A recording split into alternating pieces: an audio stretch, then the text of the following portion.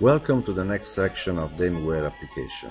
In this chapter we will introduce the user through the scientific experiments with a practical example. In particular, the present section is dedicated to a regression problem associated to the multi-layer perceptron model trained by Back Propagation learning rule. The MLP architecture is one of the most typical feed-forward neural network models. The term feed-forward is used to identify basic behavior of such neural models, in which the impulse is propagated always in the same direction, from neuron input layer towards output layer, through one or more hidden layers, the network brain, by combining weighted sum of weights associated to all neurons except the input layer. As easy to understand, the neurons are organized in layers with proper own role. The input signal simply propagated throughout the neurons of the input layer is used to stimulate next hidden and output neuron layers. The output of each neuron is obtained by means of an activation function applied to the weighted sum of its inputs. Different shape of this activation function can be applied from the simplest linear one up to sigmoid.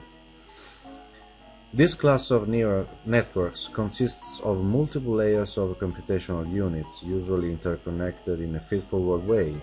Each neuron in one layer has directed connections to the neurons of the subsequent layer. In many applications, the units of these networks apply a continuous activation function. The number of hidden layers indicates the number of hyperplanes used to split the parameter space in order to classify each input pattern. The universal approximation theorem from neural networks states that every continuous function that maps intervals of real numbers to some output interval of real numbers can be approximated by a multi-layer perceptron with just one hidden layer. The network must be firstly trained, in which the input patterns are submitted to the network as couples, input and decided known output. The feed-forward algorithm is then achieved, and at the end of the input submission, the network output is compared with the corresponding decided output in order to quantify the learning curve. It is possible to perform the comparison in a batch way after an entire input pattern set submission, or incremental. The comparison is done after each input pattern submission, and also the metric used for the distance measure between decided and obtained outputs can be chosen accordingly to problem-specific requirements. Usually, the Euclidean distance is used, or known as mean square error. After each comparison and until the decided error distance is unreached, typically the error tolerance is a pre-calculated value or a constant imposed by the user, the weights of hidden layers must be changed accordingly to a particular law or learning technique.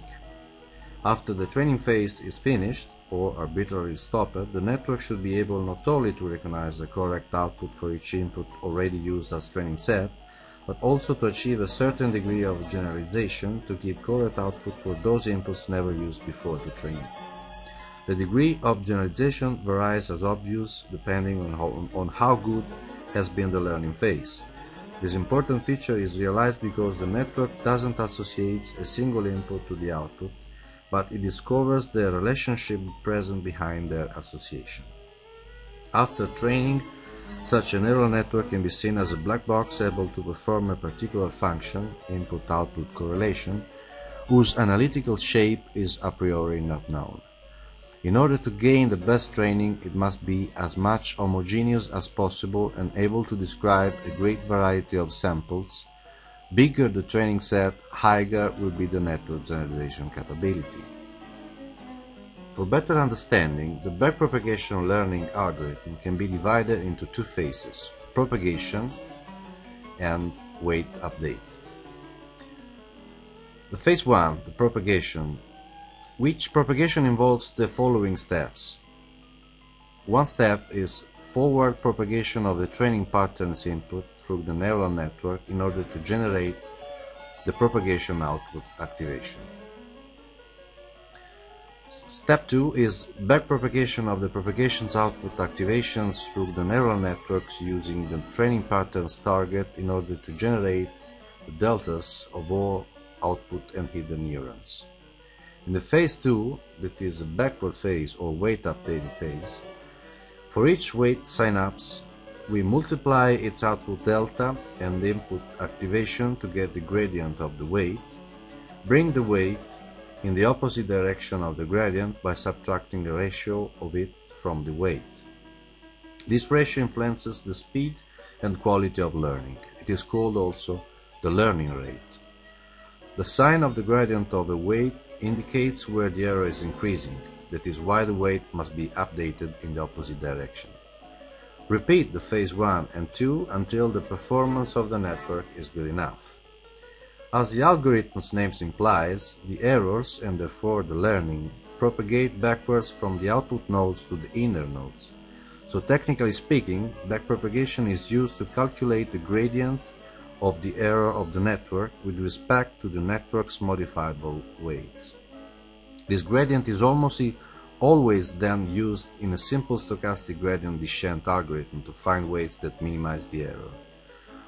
Often the term backpropagation is used in a more general sense to refer to the entire procedure encompassing both the calculation of the gradient and its use in stochastic gradient descent.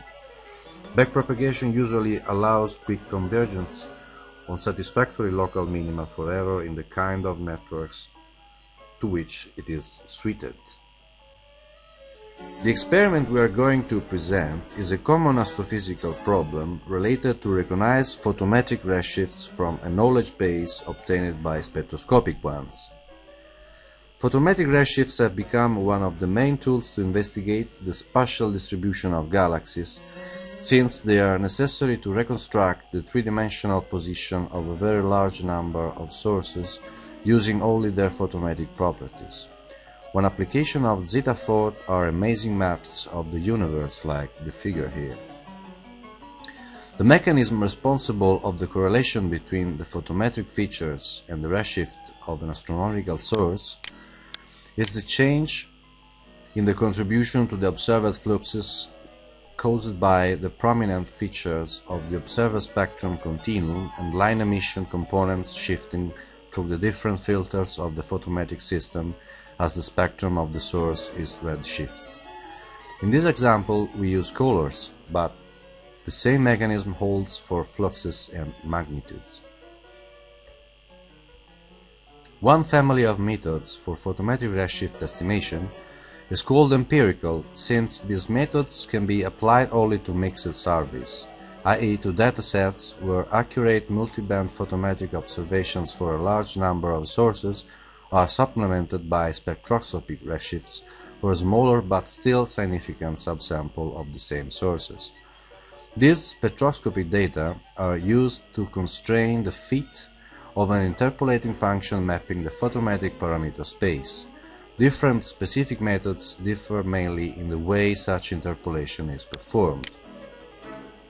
Neural networks are very efficient at recognizing relations between data, and in the training phase they need a set of examples to learn efficiently how to reconstruct the relation between the parameters and the target. In the specific case of photometric redshifts, the parameters are colors of the extragalactic sources, while the targets are the spectroscopic redshifts of the sources measured from their observed spectra. Which are main procedure steps to be performed in a MLP experiment? This is the complete flowchart of a generic experiment with an MLP model. In the preprocessing phase, the user has to prepare datasets for all the experiment phases. In particular, it is usually required to obtain two subsets of the original knowledge base, respectively training and test sets. They are mainly composed by different fractions of the complete data. It is unusual practice to split data into a training set with 80% of samples and the test validation set with the remaining 20%. Next step is referred to the setup of the MLP model for the training phase. It basically consists in the choice of several parameters like topology of the network, for instance numbers of neurons for each layer, learning rate, error function type, number of training epochs, learning type between batch or incremental, and so on. After setup, it is possible to run the training phase, in which we submit the training patterns, the run feed-forward neural network. At the end of the feed-forward phase, we check if output error is minus of the threshold or if the number of epochs imposed by the user was reached. And then it starts the backward phase, in which we backpropagate the error gradient and adjust hidden node weights. We store the hidden node weights that represents the MLP brain, and then we restart another cycle. At the end, store final hidden node weights and stop.